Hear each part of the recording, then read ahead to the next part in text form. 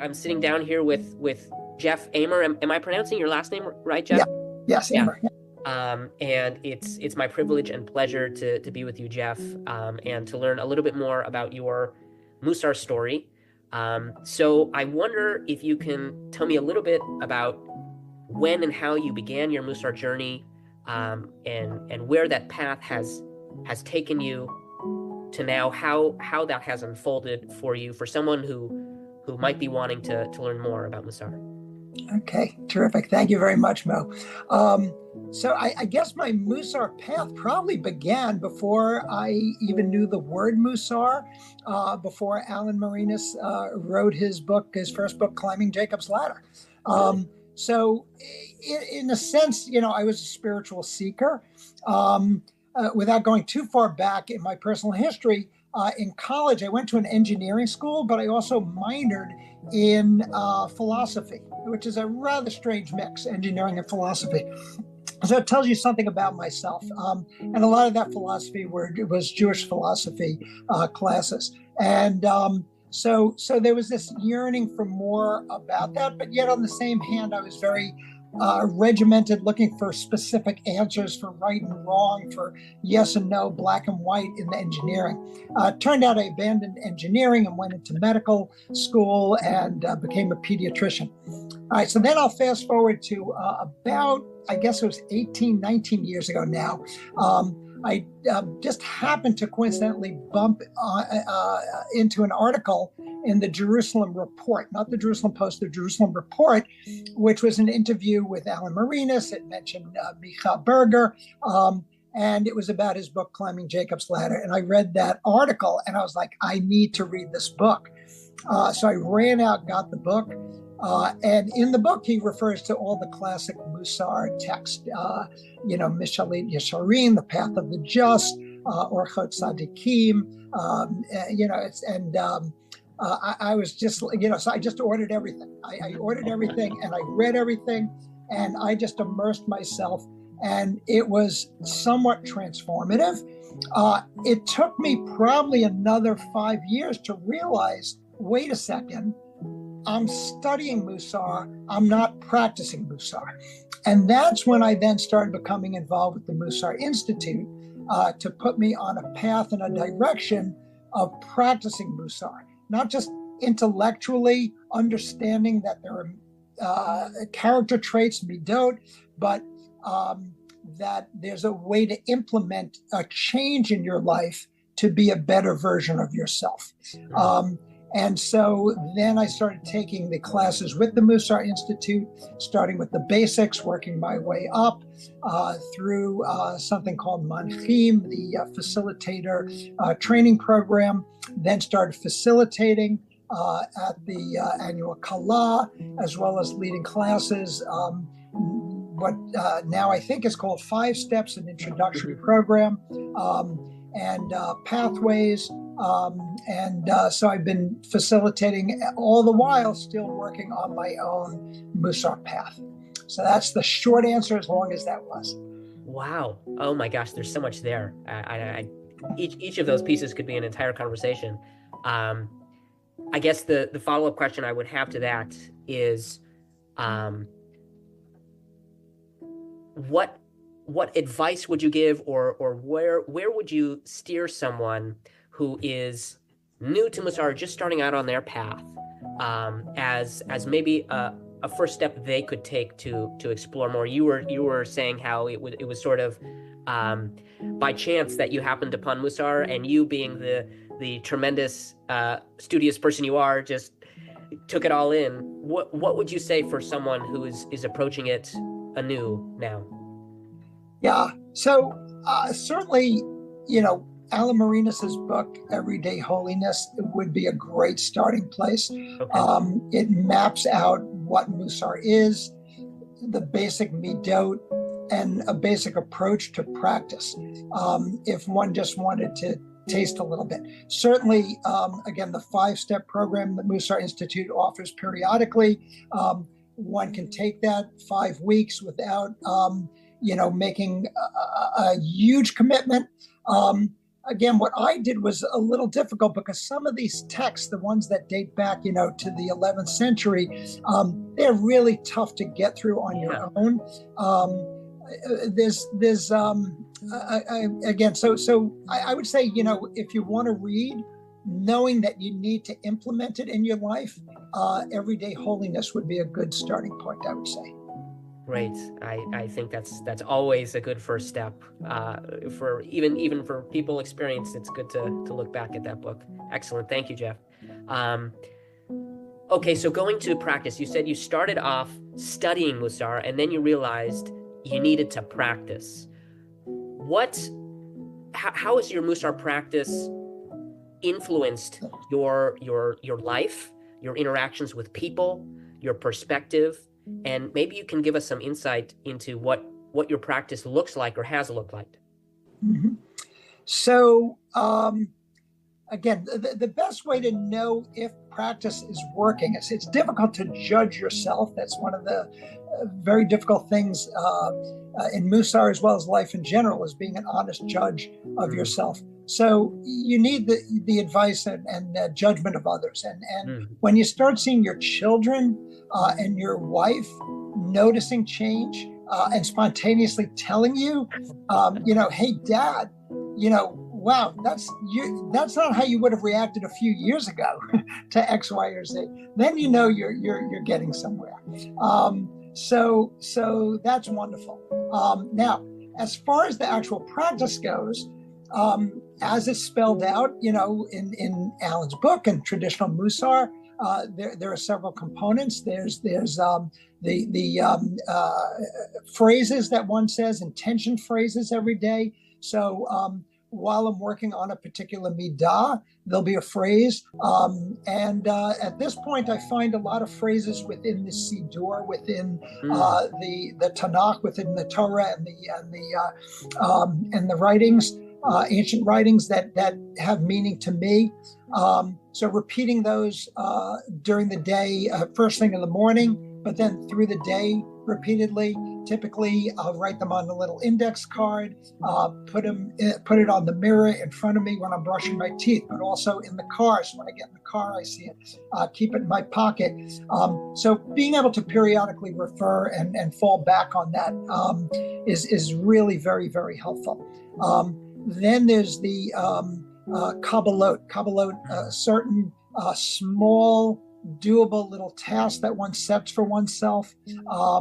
And presently for me, it's trying to slow down. So in fact, I just went through the whole process, being that we're just now into the 10 days of repentance after Rosh Hashanah. But during the whole month of Elul, really during this Cheshbon HaNefesh, accounting of my personal soul, what my soul needs to be better for the year ahead. And again, I realized that the specific midah of zerizut, a strong point of mine, actually was probably ratcheted up a little too high, where my enthusiasm would cause me to interrupt people. This lesson came really to a head only a few months ago when my daughter, thank God she is okay and will be okay, was diagnosed with a brain tumor. She was having very serious surgery in the hospital. Of course, we were there with her in the city, but the hospital had one of these revolving doors. When you went in, it was you didn't push it; it automatically turned, and it was a large door, and it turned so slowly. And I had to be in the hospital. I had to get back to my daughter's bedside. I needed to be there. And it was like the door was telling me something. It was like, slow down, slow down. And I've now taken that. So getting back to your question, Mo, about practice, visualization. I now visualize that door. I visualize that door and I say to myself, slow down. There's no rush. You're going to get through to the other side. It will happen. And again, because what I realized, to use that example again, a doctor or a nurse would come in the room. My daughter would ask a question. The nurse would be starting to answer. I would interrupt with the next question. I was just ahead of myself. So an important midah, zerizut, often for most people, it's necessary to get themselves going. for me, I need to peel it back a little bit. Mm. And then again, as far as practice go, the final thing, journaling. Journaling, probably one of the toughest things that I've noticed, in dealing with Vadim that I'm facilitating. For most people, it's just hard to do it. But I've been pretty good with that. And now what I do is, other than on Shabbat, Friday night, I don't journal, but I journal every day, and I write the number of the day. I'm up to 140 or something consecutive days that I've journaled. And then what'll happen is I'll forget one day, or I come home late and it just slips my mind. And I start again, though, with the next day is number one. So I just pick up on it. And that's really important to reflect back. Wow. Oh my gosh. Well, first of all, I just want to wish your daughter Refuah Shlema. I hope she's in good health and good spirits. Thank you. Thank you. And I love that image of the revolving door of using life as a metaphor for your Mussar practice, right? As just, it's life's telling you to slow down, and what realer way than by running into the door. That's beautiful, and that shows how aware you are to Mussar in your life, to lessons, right, to your spiritual curriculum, right, being right before you, being present to it. So thank you for that. You alluded a little bit to this question. How has Mussar impacted your interpersonal relationships, be that with your family or colleagues or friendships, or even just interactions with strangers? How has Mussar influenced those? Mm-hmm. Let's see if I can think of anything, specific. It's a tough one to come up with specific examples. Let me just. And if not, no problem. So I certainly think that anava, humility, the flip side, arrogance, again, has been high on my spiritual curriculum. I mentioned at the beginning, I went to engineering school, majored in philosophy. I actually excelled academically. And that's a gift from God. It had nothing to do, I applied myself, but that's a gift that was given to me. But back then, a long time ago, I thought it was all about myself, and my ego just swelled. And then I got into medical school, and I was doing well in medical school, and I thought I was just so important. And that carried over in my relationship with people. When I first went into the practice of pediatrics, what somehow became important to me was the patients in the practice that were very affluent, because the area I live in is a mixed area where there's a lot of affluence. And then there were people who were bringing their children to me who are known celebrities and people on the Forbes 500 list. And I would get all excited that they were coming into the office. Someone who was, on the New York Mets, and I realized at some point through Mussar that this is all wrong. Every soul, a holy soul. And I realized that my priority was wrong. And each person, I think I was giving everyone good care, but I was definitely getting myself more excited about some people. And so I think Mussar specifically was able to tame that down and put it in its right place. Wow. What objectivity and awareness that demands on your part, to be able to see, even to recognize that you're approaching maybe patients not practically differently, but just in your perspective, if even that. That's an amazing example of how Mussar has influenced your interactions with people. How lucky are your patients to know that you treat them as the holy souls that they are. Thank you. Great. Okay, so we've touched on a few midot. You mentioned zirizut as one you've had to dial down. You just mentioned anava as being formative in your interactions with others. Can you think of, I know this is a tough question, one midah, whether at some point in the past or presently, that has held particular significance for you? as central to yourself, your understanding of yourself, or to your Mussar study and practice that really you've devoted a lot of attention to? Yeah, that probably would be a little bit of a tricky question, or it Yeah. would have taken me a little time to come to it had I not just concluded taking a Mussar Institute course on ethical wills. In fact, that the course is actually just going live now, but we did there was a practice run, so to speak, or experimental run on it, and so going through that and looking back and creating an ethical will for myself through a Mussar lens was very helpful in seeing that one of the themes through my life has been emet, truth. And now the way I'll define it, in this regard, in a narrow sense, is a sense of alignment between my inner soul, my desires, and my actions. That's how I'm defining emet in this case, truth. So to me, that's really been a guiding principle.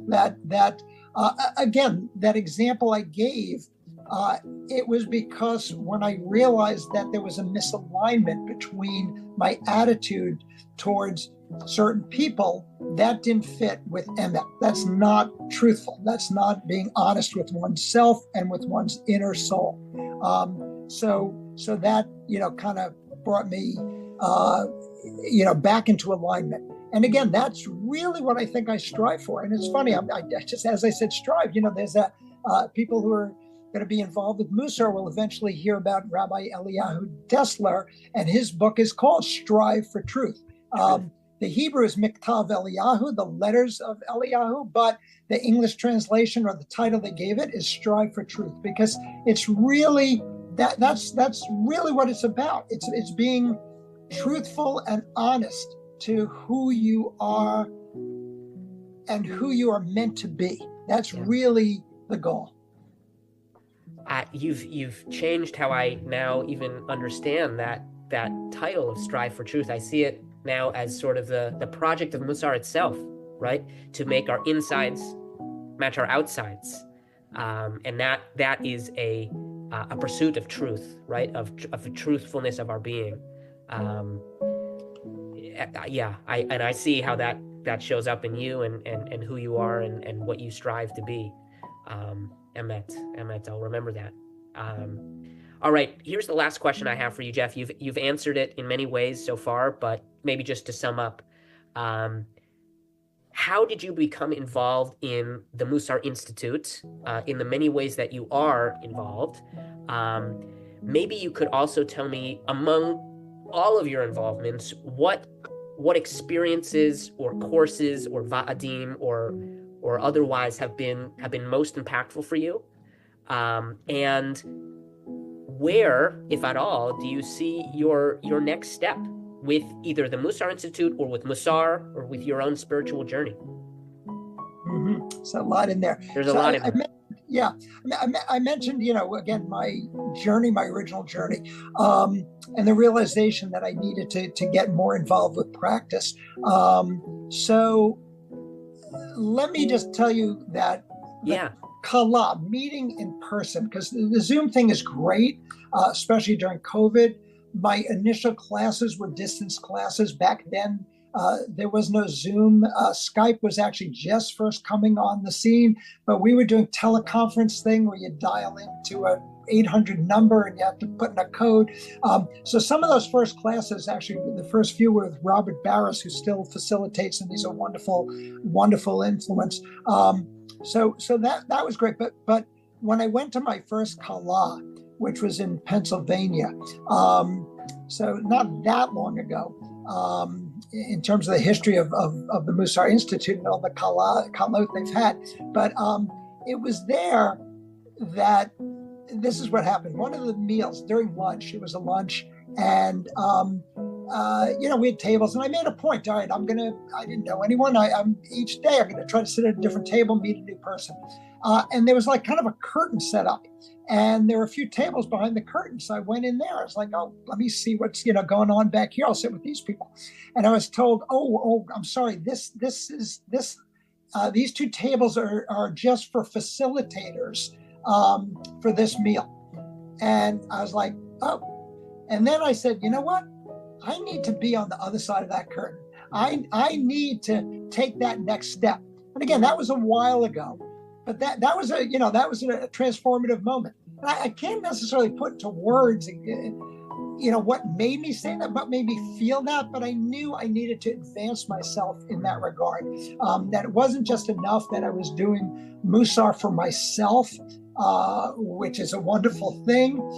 And when you do it for yourself, again, it flows out of you and affects other people. But I felt I needed that achrayut, responsibility of bringing it to more people. So that was a step I took. In terms of where I am now, again, I'm facilitating right now.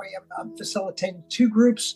I am trying to get something going at our synagogue. I did that a few years ago. It kind of fizzled out, but I think we're ready to start again.